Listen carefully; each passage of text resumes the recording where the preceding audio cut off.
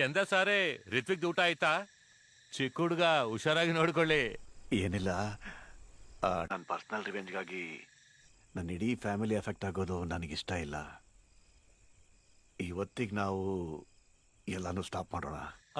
ಅದು ತಪ್ಪು ತಪ್ಪು ತಪ್ಪು. ಸ್ಟಾರ್ಟ್ ಟು ಸ್ಟಾಪ್ ವರ್ಮನ ಡಿಸೈಡ್ ಮಾಡಬೇಕು, ಅದು ನೀನ್ ಮಾಡೋಕೆ ಹೋಗ್ಬಾರ್ದು. ತಪ್ಪೇನೆ, ನನ್ ಕ್ಷಮಿಸ್ಬಿಡಿ. ಅಯ್ಯೋ, ವರ್ಮನ್ ಹುಡುಗನ ಸಾಯಿಸಿದವನು ವರ್ಮ ಸುಮ್ನೆ ಬಿಡ್ತಾನ? ನಾಳೆ ನನ್ ಜೊತೆ ಕೆಲಸ ಮಾಡಿದವರು ಫೆಡ್ಅಪ್ ಆಗ್ತಾರೆ. ಅದೇ ವರ್ಮನ್ ಹುಡುಗನ್ ಕೊಂದವನ ವರ್ಮ ಪೀಸ್ ಪೀಸ್ ಆಗಿ ಕತ್ತರಿಸಿ ಕೊಂದಾಗ್ತಂತ ನ್ಯೂಸ್ ಹೋದ್ರೆ ನಮ್ ಹುಡುಗನಿಗೊಂದು ಬೂಸ್ಟ್, ಇಂಡಸ್ಟ್ರಿ ಒಳಗೊಂದು ಟಾಪ್. ಅರ್ಥ ಆಯ್ತಾ ಸಾರೆ? ನಾವು ಮಾಡೋ ಕೆಲಸನ ನಾವು ಕರೆಕ್ಟ್ ಆಗಿ ಮಾಡ್ತಿರ ತಾನೆ ನಮಗೋಸ್ಕರ ಕೆಲಸ ಮಾಡೋಣ, ಅವನ ಕೆಲಸನ ಕರೆಕ್ಟ್ ಆಗಿ ಮಾಡೋದು. ದೇವ್ರನ್ನ ಹೇಳ್ತೀನಿ ಸಾರೆ, ನಾನಿದನ್ನ ಸುಮ್ನೆ ಹಾಬಿಗೋಸ್ಕರ ಮಾಡ್ತಾ ಇಲ್ಲ. 100% ಪ್ರೊಫೆಷನಲ್. ನನಗೆ ಒಂದೇ ಒಂದು ಅವಕಾಶ ಕೊಡಿ, ಬೇಕಿದ್ರೆ ನಿಮ್ ಕಾಲಿಗೆ ಬಿದ್ದು ಕ್ಷಮೆ ಕೇಳ್ತೀನಿ. ಎಂದ ಸರಿ ನಿನಗೆ ಮನಸ್ಸಿಲಾಗತ್ತದೆ?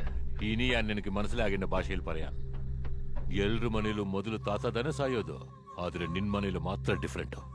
ಮೊದಲು ನಿನ್ ಮೊಮ್ಮಗ, ಆ ಮೊಮ್ಮಗನ ಅಮ್ಮ, ಆ ಅಮ್ಮನ ಅತ್ತೆ, ಕೊನೆಗೆ ಆ ಅತ್ತೆ ಗಂಡ, ಅದೇ ನೀನು. ನಿನ್ ಸಾಯಿಸೋಕೊಂದಿನ ಡೈರೆಕ್ಟ್ ಆಗಿ ಬರ್ತೀನಲ್ಲ, ಆವತ್ತು ಮಾತ್ರ ನಿನಗೆ ಅಪಾಯಿಂಟ್ಮೆಂಟ್. ಮನಸ್ಸಿಲ್ಲ ಆಯೋ ಬೈ.